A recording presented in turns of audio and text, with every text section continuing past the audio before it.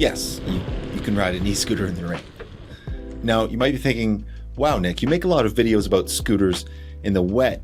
Well, when you live in a place where it averages 160 rainy days a year, the thought of the stuff tends to live in your brain rent-free. So since the rainy season is coming to a close, I'd like to share my thoughts on riding a scooter in the rain, how to prepare for it, and once you are, you may find that riding in the rain is actually a lot of fun. When it comes to scooters, there are usually two objections to rain riding. The first is much like the objections to riding a bicycle in the rain, that it's not feasible for most people. While that may be true to some degree, the fact is most people don't know what it's like to ride once properly prepared. Because yes, it can be absolutely miserable to get wet and cold on your way to work. I personally hate being cold. However, once I found a way to keep myself warm and dry on my rides, it became a joy. And it's hard to explain the feeling, but there's something very satisfying about cruising along, the sound of rain smattering your visor, dry as a bone. What I think it is a mild sense of triumph over Mother Nature. The second objection you may hear is that e-scooters are not waterproof and will get damaged from the rain. While this is absolutely a valid concern, stock of adequately water-resistant scooters is constantly increasing. For example, both my 9bot Max and Apollo City Pro have been through countless kilometers in the rain and are still going strong. But yeah, you can absolutely ride your scooter in the rain. It's like walking in the rain, but faster. Rain doesn't keep me from getting to where I need to go. And like the Dutch say, Jij bent niet van suiker gemaakt. You are not made of sugar. Which I love. And that's from a conversation between John Zimmerman of Active Towns and Kylie Van Dam. It's a great conversation. And there was one line that really stuck out to me. Effectively, that argument says, I'm so uncomfortable with being out in the world that I have to wear a coat made of car. Now, I don't need a coat made of car to get to work. I don't think you do either. But of course, there are several things to consider before heading out in a downpour. So let's go over them. First and foremost is a water-resistant scooter. I have covered this in a couple videos, but in general, most scooters have a relatively low score when it comes to water resistance. I made a random list in my video about IP rating, and only 6 were IPX6 and above. For all-weather riding, I would not get a scooter that is rated any lower than IPX5. Anything above that should be great in the wet. And I say should because a high IP rating is good, but something even better is extensive field testing from the community. You can have great specs on paper, but until it's actually been through the ringer, it's little more than marketing. Now, I'm not going to go through all of the best water-resistant scooters, but what I will recommend is whichever scooter or PEV you are looking at getting, do some research around the internet to see if it passes the test. Specifically, look for reports of water damage. For example, when I was looking at getting the Mantis 10, I came across this video. Mantis 10, water damage. Mantis 10, water damage. Mantis 10, water damage. Your Mantises are not waterproof. If you want to ride them in the rain, don't ride them in the rain. On the other hand, there are scooters like the 9bot Max. It has been through the ringer and come out victorious. Is it waterproof? No, but it has stood up to a lot of abuse and has snatched the title of reasonably water resistant. Another example is the Apollo City Pro. And while the scooter has had several issues since its release, water damage has not been one of them.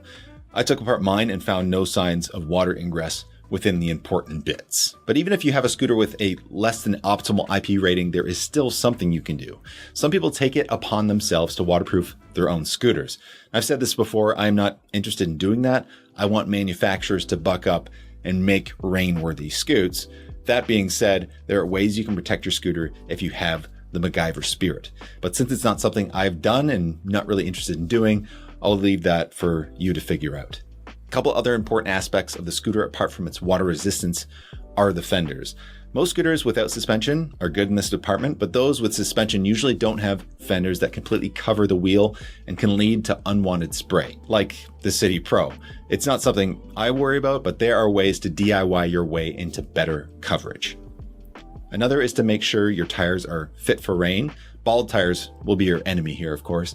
What you want are grooves in your tires to wick away the moisture on the road surfaces so that you can get good traction. That's step 1. Next is gear. At the end of the day, it's not much different than what you need for riding a bike in the rain, except for one main distinction, the effort you have to put into riding, which changes the choice of gear a bit.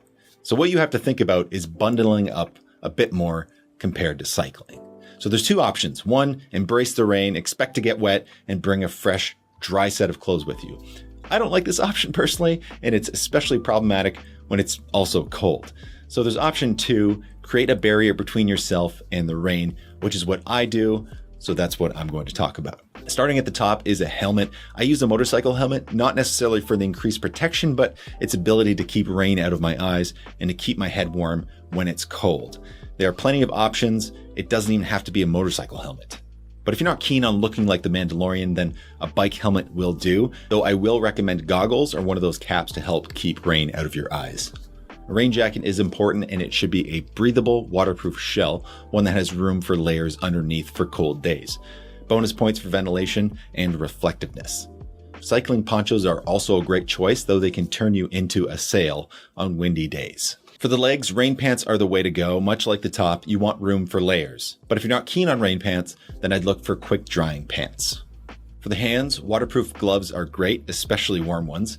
I bought a pair of Alpine Stars motorcycle gloves, which came with a thin pair of gloves that could be worn to layer up, although I forgo the gloves if it's warm and rainy.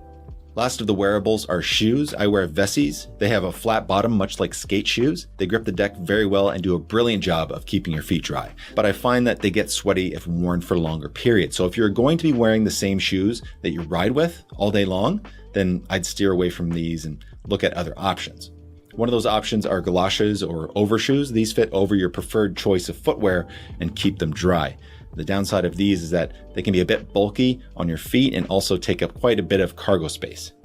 As for cargo space, you may want a waterproof backpack.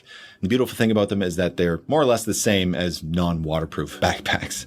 You'll also need a decent light.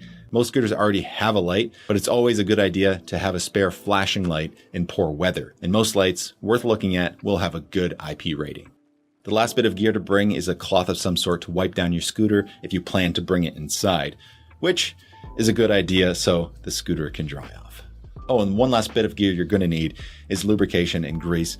Lube for the suspension, which should be done more often if you're riding in the rain, and grease just to grease up the axle so that you're preventing water from getting inside of the hub motor. So you've got your water-resistant scooter and you're all geared up, which leaves the last thing to worry about, which is riding. More important than staying dry on those rainy days is staying safe. Most of this is common sense, but let's talk about it anyway. To summarize off the bat, ease up. Riding in the wet is the same as riding in dry conditions, only less so. What I mean by that is ease up on the throttle if you have a more powerful scooter, consider an eco mode, be easy on the brakes, and use regen braking if you have it, which is basically impossible to lock up. Go slower than you normally would, reduce lean and slow down for turns, avoid puddles, they hide potholes and other hazards, avoid metal or wood surfaces which can be slippery, keep distance from other vehicles, and if you're following a car, ride in its tire tracks where water has been cleared. Also, be careful during the first rain after a long dry spell, as the roads are often covered in a buildup of oils and can be very slick.